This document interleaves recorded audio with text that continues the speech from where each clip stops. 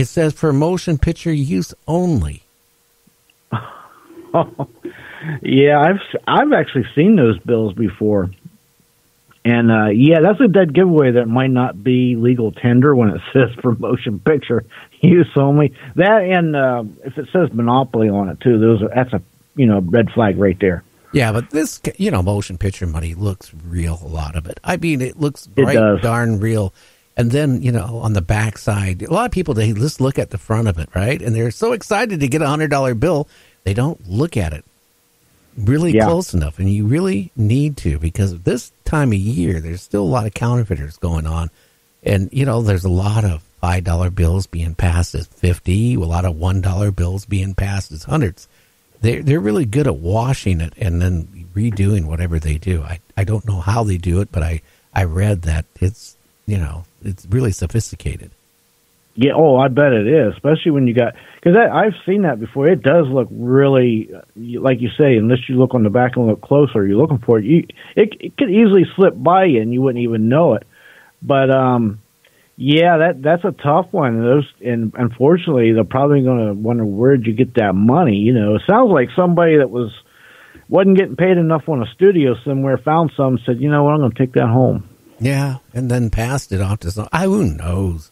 Anyway, in California, a man, 20 years old, survives driving off a parking garage off the top level. He survived 16 stories. Wow. 16 stories. That's on an average of 150, 160 feet. He's amazing. He was alive after that. That is amazing. Jeez. Well, this baboon is really smart, this male baboon. He escapes from an Australian medical facility with two of his wives just before they were getting ready to give him a vasectomy. Oh. The baboon ran off with his two wives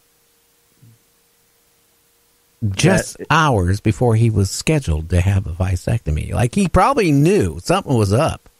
Well, yeah, sounds like it. And he took his two old ladies with him. But it's amazing. That is an amazing story. He didn't want no part of that. I wonder why he's going to, nip him in the bud, so to speak. My goodness, the poor guy. I mean, but anyway, I'm sure they probably caught him, obviously. Oh, yeah. Well, I don't know. It doesn't say if they caught him yet or not, but they say he ran off. I didn't realize baboons, had more than one wife. What can I say? They should have learned from us humans. Don't you watch National Geographic? They all have, it's a battle for the head of the clan or whatever. They have the most wives, so to speak, with those groups. I could come back with something, but I won't. Well, I'm sure you in Colorado, squatters went into a condominium. They stayed there for a couple of weeks. And when they left dirty underwear, a snake, and sex toys. Oh, what a combination. Can you imagine going in there? It's bad enough there's, used underwear and you got sex toys that probably used too. But then there's snakes involved. Gary, what is going on with that? Snake. There's always snakes at the root of all this stuff. Well, I get, because you like snakes. I hate to think what they were using the snakes for, just saying. I have no idea. But you know what's interesting? What? Right in the middle of this, my computer says, I'm going to update. Oh, boy. Well, a Texas man calls 911 after he crashes his car and he's impaled by two 2-inch fence posts. Wow. Impaled by not one, but two. Yes. 2-inch fence posts. And he must have survived, it sounds like. But well, he called 911. Yeah, I know. That is remarkable. Boy, oh boy, that's going to leave a mark somewhere. But that poor guy, gee, I tell you, some people don't have very good luck. I've seen one guy was going down the road following a truck hauling 2x4 boards, and they let loose. How he had them binded down. And he got impaled. And that guy lived, too. It went through his shoulder, of all places. Boy, that would hurt, Gary. Yeah, you don't really feel the pain right away. It takes a couple of minutes a lot of times for pain to, kick in. But remember I told you about that police chief in New Hampshire that stripped down to his underpants and walked home? Yes, sir. I remember that one. A little bit more about the story in the news. A New Hampshire police chief was stripped down to his underwear and walked home through a snowstorm after being stripped of his duties by the local board meeting of the city. I didn't realize there was a snowstorm, too. Boy, I'm going to tell you something. This guy, when he protests, he protests. He goes all out. Oh, I know. Boy. Well, an airman in the Air Force who's based out of Alaska, was really upset with his commander. Uh-oh. And here's another one. He decided he was going to urinate in his commander's coffee. Oh, the old, let me get you some coffee, Sarge. It wasn't the Sarge. It wasn't higher up than that. But anyway, yeah. I guess he's going to be heading off to Leavenworth. Yeah, I bet. Listen, that usually goes one of two ways, Gary. Usually, when somebody drinks that, they're extremely mad and they're going after the guy that gave them the coffee, or it's the best coffee they've ever tasted, and they're going to congratulate you and thank you and praise you. And it's a lot like that steak your buddy got. It could go either way. Well, here people are starving in North Korea. But the supreme leader, Kim Jong, can spend over 500 G's on Russian horses. Boy. Well, I'm not going to be the one to tell him it's wrong. You tell him. Are you planning to go there this spring to visit North Korea? Yeah, I thought I would, go in on one of those, what do they call those, hang gliders. I thought I would glide in secretly and, land on the his lawn there of his little White House or whatever he calls it and say, hey, what's up? Well, if you live in Virginia, you better get a hold of your lawmakers because the Virginia Democrats want to make it illegal. Oh, I'm sorry. They want to make it legal for unmarried people to have sex. Do you know it's a crime to have sex in Virginia if you're not married? You could go to jail.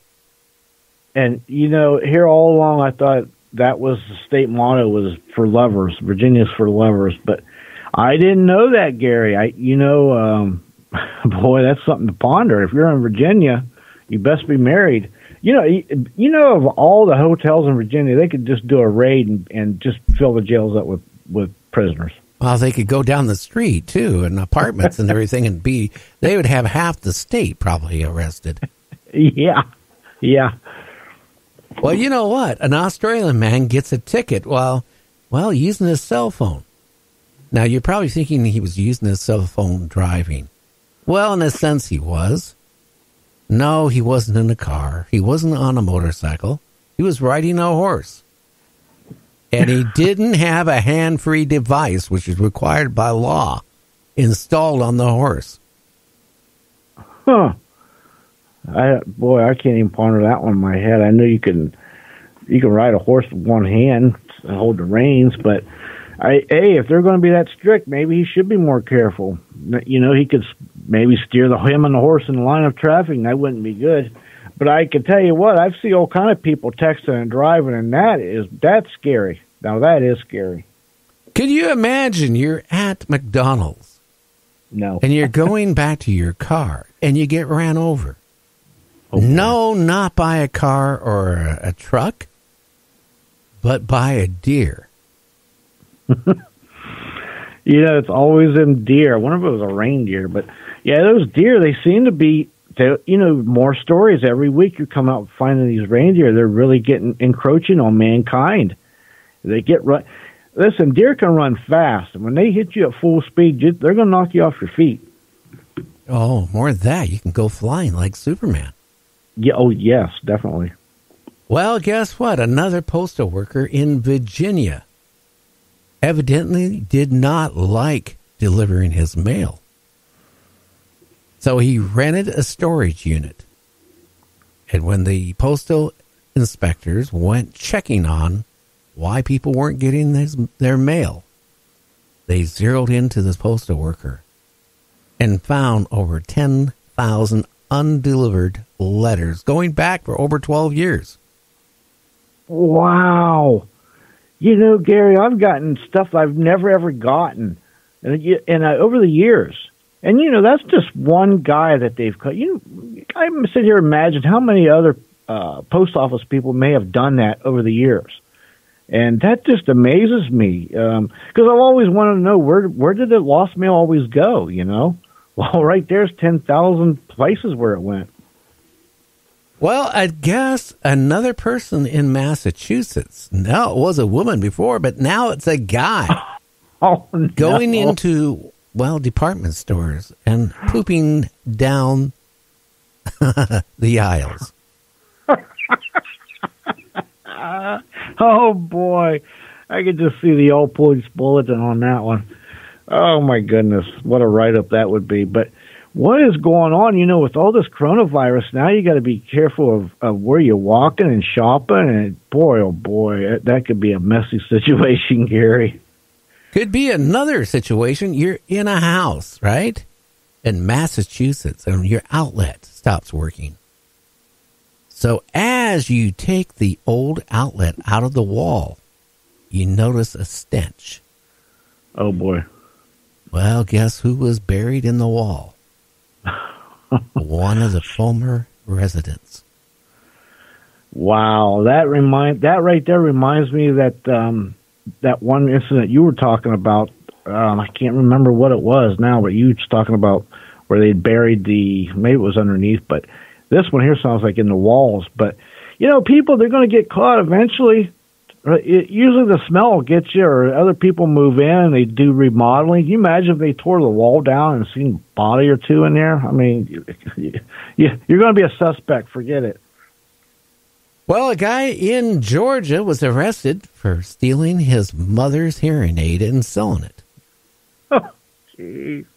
You got to be really desperate and a rotten person to steal your mother's hearing aid and sell it on her. Oh, my gosh, that's rotten. I don't think it would be a very nice thing to do, would it? No, it wouldn't. That's terrible. Some of them hearing aids are outrageous money. And then the poor lady couldn't hear. What did you say? Exactly. Yeah. I just wonder why anybody would steal their mother's hearing aid. Gee. Wow. Well, it's better than her vibrator. Anyway, we'll be back. Oh, my God. Yeah, oh, my God. We'll be back.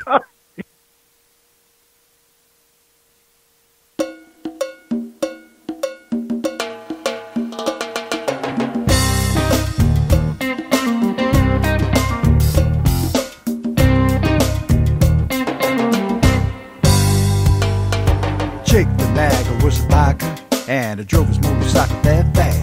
He drove a big chop hog with a gang colors jacket, and he ran down citizens for laughs. He had an old lady named Petula, packed an automatic 45 gun. They had just come up from California, where they shot 6 cops for fun.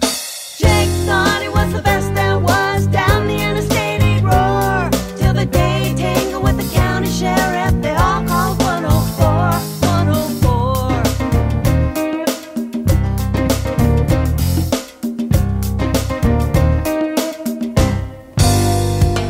It was late on a Thursday evening, and Jake, he was feeling kinda mean, 'cause he'd just run out of his favorite drug, you know, the one called amphetamine. So he sauntered up to Petula, and he said, say, baby, let's split. There's a little gas station on down the road that might be fun to hit. So they drove up to the station, and they both jumped off and takes a ride. They were up to derision at Jake's decision as they both saw him to the inside. The attendant, he was an old man, and you know he didn't think it very funny.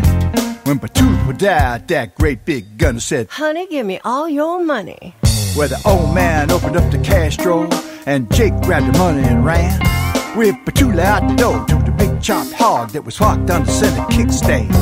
Then they headed out for the 4-lane, and they thought it was lots of fun. We're taking his hog with the two-liter dog with the automatic